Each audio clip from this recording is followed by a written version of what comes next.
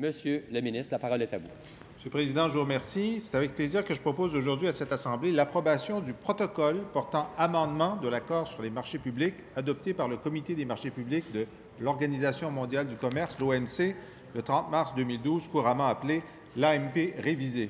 La négociation et la conclusion d'un tel accord témoignent de la volonté des gouvernements d'améliorer le cadre qui régit le commerce international en matière de marchés publics et ainsi de continuer à y consacrer les principes de non-discrimination, concurrence et transparence. Alors, à chaque fois qu'on discute de ces questions au Québec, on a une sensibilité très forte sur ce qui est couvert et ce qui n'est pas couvert. La question qui est toujours posée, c'est quelle est l'ampleur de la souveraineté québécoise sur notre décision d'ouvrir nos marchés publics en y mettant nos conditions. Alors, quelles sont ces conditions? C'est souvent ce qu'on nous demande.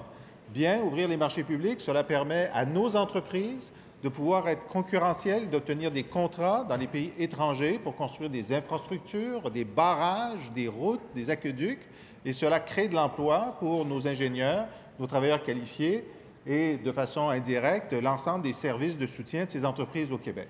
C'est très bien. Tout le monde est d'accord avec ça. Bien sûr, on a dit oui, mais est-ce que ça signifie que des entreprises étrangères vont venir construire nos barrages, nos aqueducs, nos routes? Jusqu'à un certain point, oui. C'est ça l'idée de la réciprocité.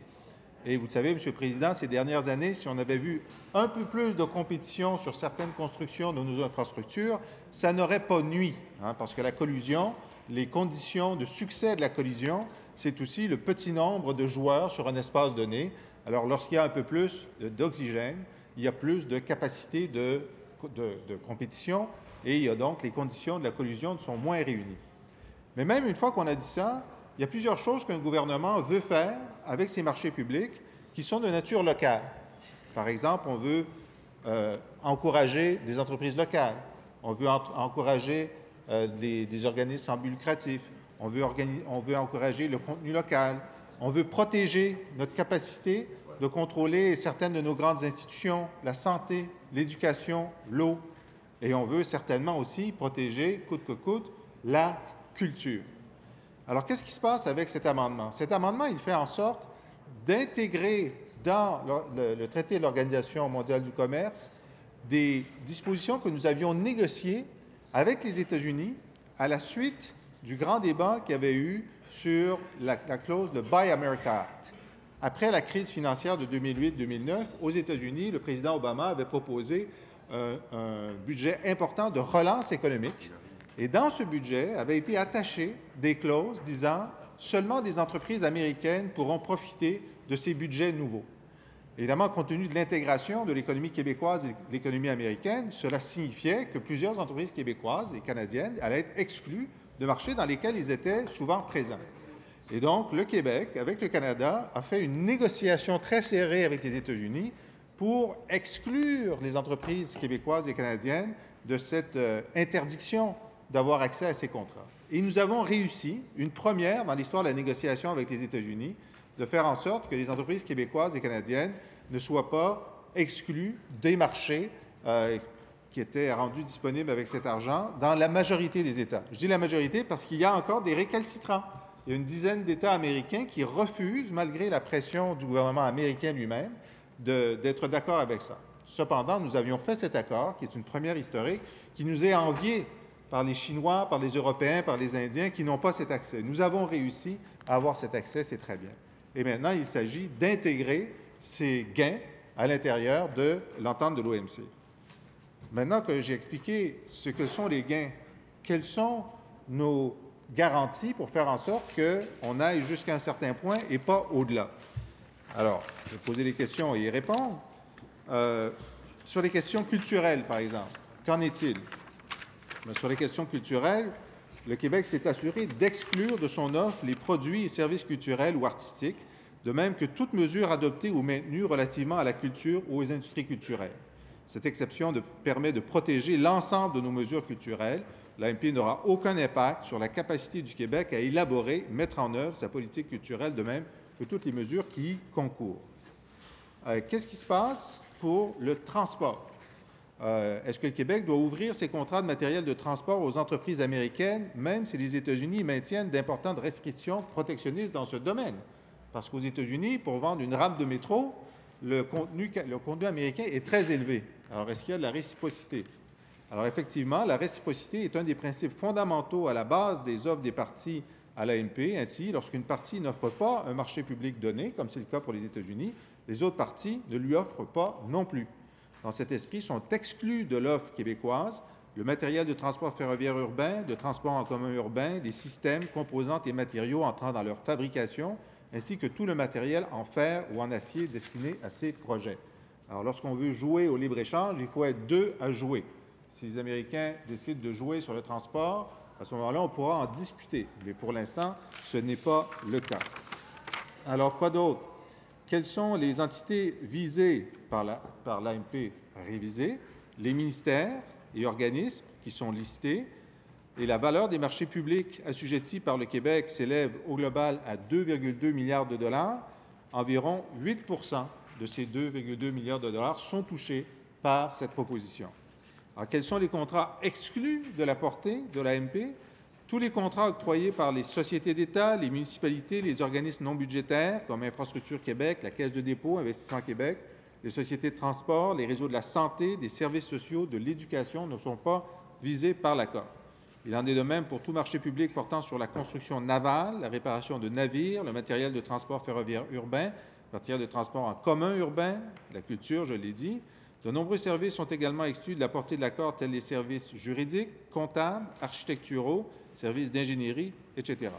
Donc, c'est à la fois un gain parce que nous avons réussi à nous soustraire d'une interdiction, c'est-à-dire nous avons réussi à ouvrir la possibilité pour nos entreprises d'être présents sur les marchés publics américains qui sont ouverts, mais il s'agit aussi d'une affirmation de notre souveraineté, car cette ouverture, elle se fait à nos conditions et selon nos intérêts. Et c'est bien la pratique du commerce extérieur que le gouvernement actuel met de l'avant dans l'ensemble de ces négociations internationales. Nous croyons que le libre-échange débridé peut nuire, le libre-échange intelligent peut aider. Et l'intelligence dans le libre-échange, cela signifie d'être conscient de ce qui constitue notre distinction, notre souveraineté, là où nous voulons avoir le total contrôle de nos investissements et de nos politiques économiques, et là où nous pensons avoir un gain d'ouvrir nos marchés. Dans le grand accord dont nous allons discuter ici à l'Assemblée nationale avec l'Europe, c'est également le cas. Nous avons été très disposés à ouvrir un certain nombre de nos marchés publics à partir d'un certain seuil, car il y a des seuils. Les premiers millions de dollars sont exclus, c'est-à-dire que des petites villes qui veulent faire en sorte que leurs infrastructures soient construites localement ou avec des entreprises québécoises, en bas d'un certain seuil, les entreprises étrangères, qu'elles soient canadiennes ou européennes, n'ont pas accès. Au-delà d'un certain seuil, lorsqu'on discute de projets très importants, où l'expertise doit être forte, où l'investissement en capital est fort, à ce moment-là, ça a plus de sens de faire jouer la concurrence. Nous avons fait en sorte, dans cet accord-ci, comme dans celui de l'Europe, qu'en aucun cas, cette ouverture ne soit une incitation ou une invitation à la privatisation des services. On ne change rien au fait qu'une entreprise, c'est-à-dire un pouvoir public, un pouvoir municipal, prend toujours la décision de garder par-devers lui son service de l'eau, par exemple, qui est souvent cité en exemple, et rien dans l'accord ne dit que ce serait une bonne chose si c'était privatisé ou non. La municipalité décide d'avoir une infrastructure en eau dont elle va faire la rénovation, qui va coûter, disons, 30 millions de dollars. Bien, il y aura des entreprises québécoises, des entreprises canadiennes selon le régime actuel de l'accord de commerce intérieur canadien, et bientôt des entreprises européennes qui diront, bien, votre projet est de 30 millions, moi je peux le faire pour 28, moi je peux le faire pour 26, voici les conditions dans lesquelles je peux le faire. Et ce qui est bien dans les marchés publics et les infrastructures, c'est que, écoutez, la main-d'œuvre, elle est locale, les matériaux, ils sont locaux, et les équipements, c'est très rare qu'une entreprise polonaise va transporter ses grues jusqu'à Montréal ou à Québec ou au Saguenay. Donc, l'essentiel de l'investissement va se faire localement et les retombées vont être locales. Alors, c'est l'équilibre que nous recherchons toujours sur ces questions, sur la question des marchés publics, sur la question santé, éducation, eau. Vous l'avez vu, dans chacun de ces accords, c'est exclu. Nous avons un consensus national sur le fait que c'est exclu. Cela relève de la souveraineté de l'Assemblée nationale. Et sur la question de la culture, bien là, nous sommes non seulement défensifs, nous sommes offensifs. C'est-à-dire que nous avons traduit dans l'accord Canada-Europe, et là, c'est vraiment le Québec qui était en pointe, avec la coalition de la diversité culturelle, avec nos amis français, nos amis wallons en particulier, de faire en sorte que non seulement l'exemption culturelle soit reconnue, mais que plus encore, la Convention de l'UNESCO sur la diversité culturelle soit pour la première fois dans un accord international citée dans le préambule de l'accord Canada-Europe. Ce n'était jamais le cas avant. Que spécifiquement, chacune des industries culturelles concernées soit spécifiquement exclue chapitre par chapitre. C'est la première fois qu'on en faisait la liste complète pour qu'il n'y ait pas d'oubli, parce qu'une exemption générale, certains pourraient dire, bien, vous savez, l'imprimerie n'est pas inclue dans cette exemption générale, ce n'est pas l'intention du législateur. Mais nous, on dit, on va vous le dire. C'est quoi l'intention du législateur? On va vous le décrire.